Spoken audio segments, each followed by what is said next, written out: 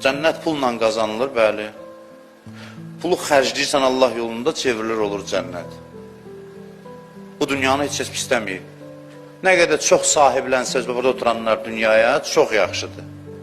Mən bunu sizə 100 dəfə demişəm. Elə bir hədd yoxdur ki, İslam desin ki, day qazanma, bəsdir. İslam deyir, çox qazan, çox xərcləmək üçün. Başqalarına faydalı olmaq üçün. Bir adam qocalmışdı, yaşlaşmışdı, da işdən çıxmışdı. İmam Sadiq Əleyhisselam deyir ki, ged işdə ağlın azalar.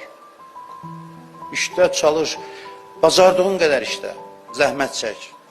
Aldananlara zərbə vurur, aldananlar özü aldanır. Dünyanı da Allah rəhməti ilə yaradıb. Və rəhməti vəsəət kullə şey. Quran buyurur ki, rəhmətim Allah deyir, hər şeyə əhatə eləyib. Bu çox mühüm xəbərdir. İstisnasız hər şey Allahın rəhmətindədir. İrfan əhli deyir ki, varlıq aləmi rəhmətlə başladı. Rəhmətlə davam edir və rəhmətlə həmişə gedəcək.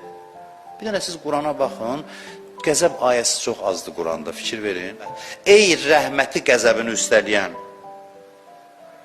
Allahın müstəqil qəzəb sifəti yoxdur. Müstəqil qəzəb, bir rəhmət olsun, bir qəzəb olsun, xeyr. Deyirlər, bəs qəzəb nədir? Deyirlər, qəzəb rəhmətin olmadığı şeyə deyilir. Allahda olan rəhmətdir. Misalı belə deyim, günəş işıq saçır. Günəşdən zülmət gəlir, yox. Günəş işıq saçır. Bəs zülmət necə yaranır? Günəşin qabağını alırsan, olur zülmət. Zülmət özü müstəqil varlıqdır, yox. Zülmət nəyə deyilir? İşığın düşmədiyi yerə. Zülmətin müstəqil varlığı yoxdur. Rəhmətlə qəzəb də belədir. Allahdan gələn rəhmətdir. Allahdan gələn rəhmətdir.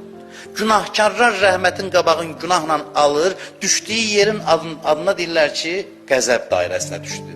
Çünki orada rəhmət yoxdur. Yoxsa Allah qəzəblənmir ayrıca. Aydındır? Allah rəhməti verir, sən günahla rəhmətə sədd qoyursan, olursan bir dairədə deyəmsən ki, rəhmətin qabağını bağlamısan. O dairə ki, rəhmət ora düşə bilmir, ona deyirlər qəzəb. Yoxsa Allah əsəbləşdiyi, necə qəzəblənir? Allah qəzəblənmir.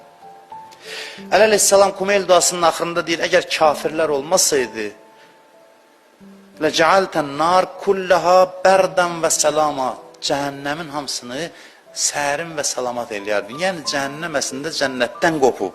Cəhənnəm yaratmamışdı Allah. Cəhənnəm insanların pislikləri yaradır. Allah bizi Həzrəti Fatimədən ayrı salmasın inşallah.